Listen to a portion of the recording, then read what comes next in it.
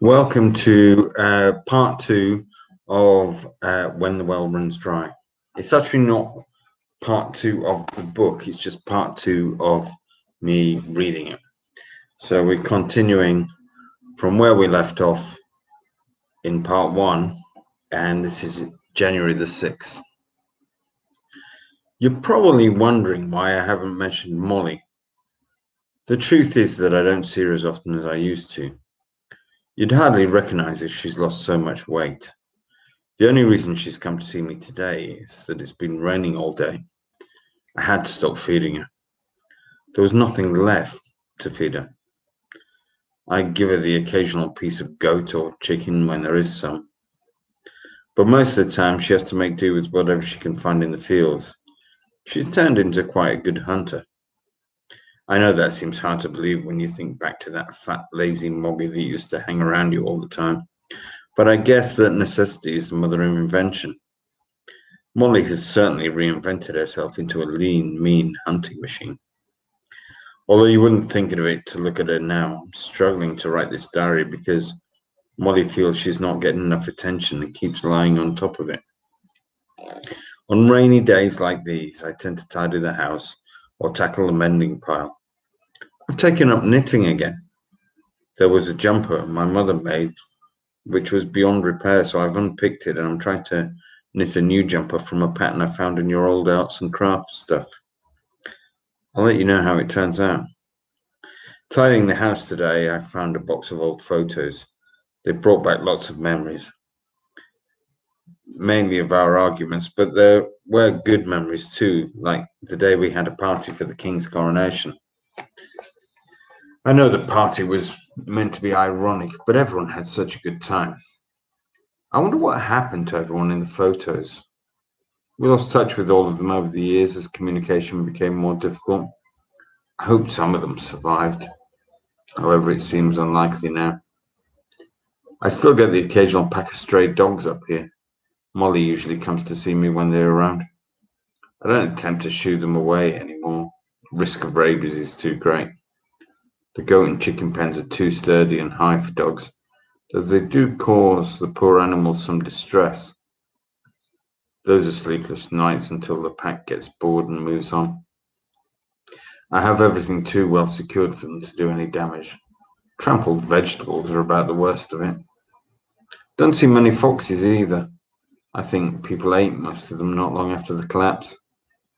In any case, the chicken coops are fox-proof. Mr. Roy always wakes me up in the morning. He's the current cockerel. I have to keep them separate for the girls for obvious reasons. Talking of Molly, I heard her making a terrible din last night. If I didn't know better, I'd have said there was another cat around, but I haven't seen another cat since we got Molly.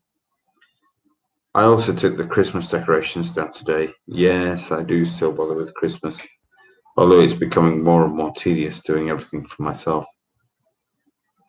January 7th. Cloudy today, but no rain. Thermometer gave a maximum of 7 degrees, so it's warming up. Molly has gone off hunting. Won't see her again until it starts raining. January 8th. Cloudy again, maximum of 9 degrees. Getting quite mild. I forgot to tell you that my old smartphone still works. Can you believe it? Obviously, there's no internet or network coverage, but I still use it to play music with my old Bluetooth speaker. I charge them both off old car batteries, which I charged from an old car alternator, which I connected to a Pelton wheel in the stream. I still have all my old vinyl albums too, but I don't play them very often because they run down the batteries too quickly. I occasionally use the batteries for electric light when the lamp.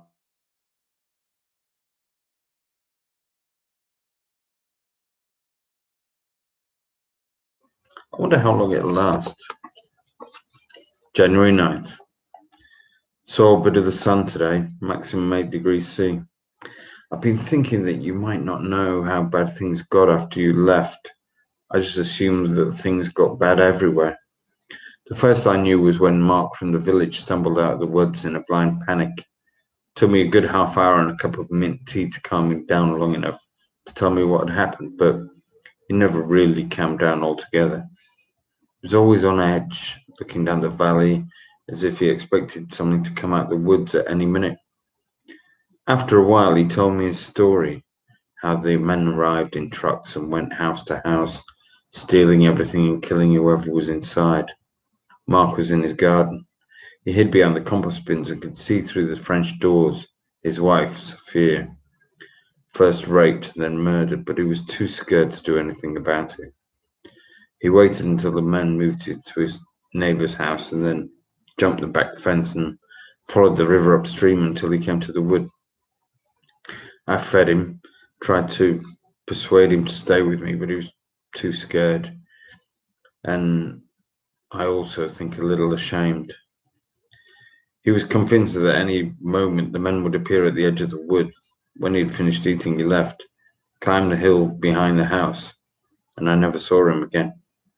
I climbed the hill too. I watched the village burn. I waited for them to come, but they never did. I've often climbed the hill since, but I've seen no signs of life, no smoke. I assume that gangs like these were everywhere and a few escaped their rage. Maybe a few like me survived, hidden away in the hills. I like to hope that you escaped and that one day you might return. I know it's a dream and more unlikely than the possibility of that gang of murderers returning one day to take me and everything for which I've worked. But without hope, I have nothing except a cat, a few goats, and some chickens. Sometimes I connect the old radio and scan the dials, but all I get is static. I doubt you'd recognize me now. I've lost some weight. My whiskers are grey. I wonder if I would recognize you.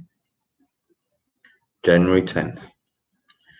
Next month, I'll need to plant my spring cereal, so today I took advantage of the good weather we have to prepare the fields. With a horse, I could cultivate a much larger area, but it would be one more thing to take care of, and in any case, I managed to grow enough for my needs. You might be surprised to hear that I've started making patchwork quilts.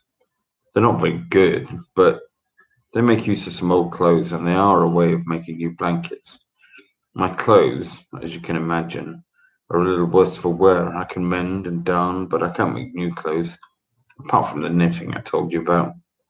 And that is very hit and miss. January 11th.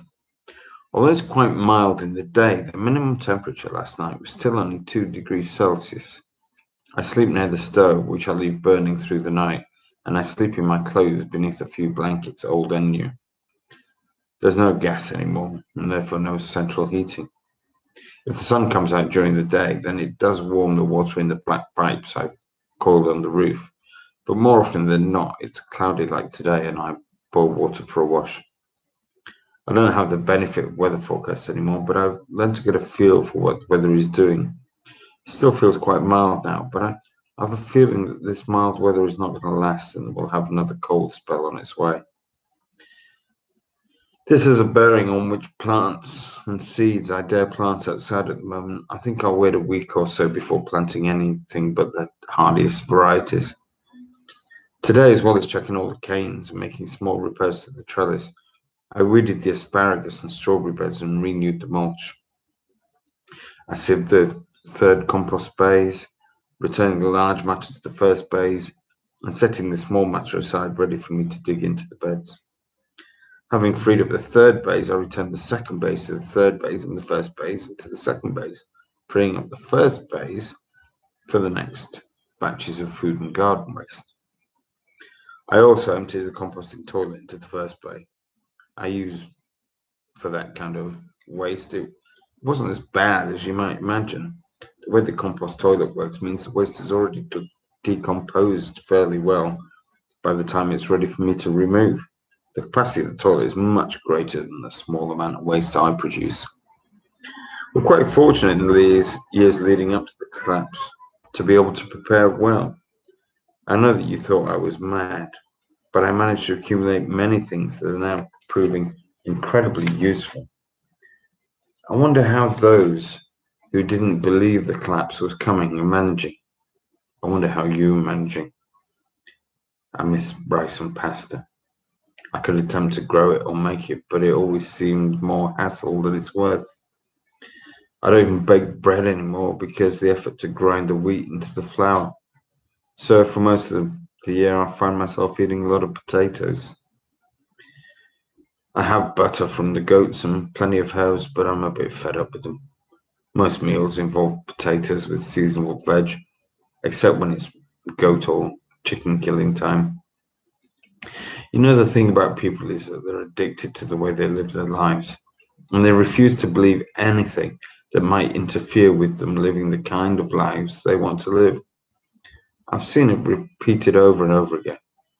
First, they denied the climate would change, then they denied the resources would run out.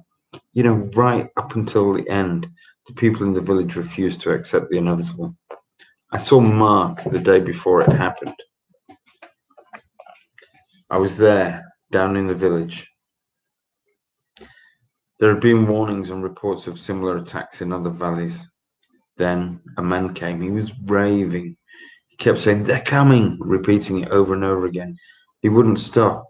We gave him some food and drink and tried to get him to sit down, but he wolfed down everything we gave him as quickly as he could and left the village. Mark's wife, Sophia, was there. We had no idea what was about to happen. We tried to tell people what the man had said, but everyone dismissed him as mad. Even Mark and Sophia convinced themselves that everything was going to be okay. I tried to persuade them to come to my house for a few days just in case, but they refused. No one wanted to accept the inevitable that was staring them in the face. I went after the man, thinking he might be heading towards my place, but I never saw him again. The next time I saw Mark, he was raving just like the man had been, but he knew I believed him. Remember all those DVD box sets you used to say were cluttering at the place? Well, when the batteries are holding a good charge, I turn on the old TV and watch some DVDs. I've been watching old box sets. I think it's probably the violence in some of the series that started me thinking about them. I remember you laughing at me saying, "Why do I insist on getting everything on DVD when it's all on the cloud?" I said, "What happens when there is no cloud?" And you said there would always be a cloud. I guess that was the scientist in you, ever the optimist, always believing that science will find the silver bullet to solve all our resource shortages. That's it for today. Just a quick one. If you'd like to hear any more of When the Well Runs Dry, then I'll be reading the next part fairly soon, hopefully. Thanks for tuning in. Bye.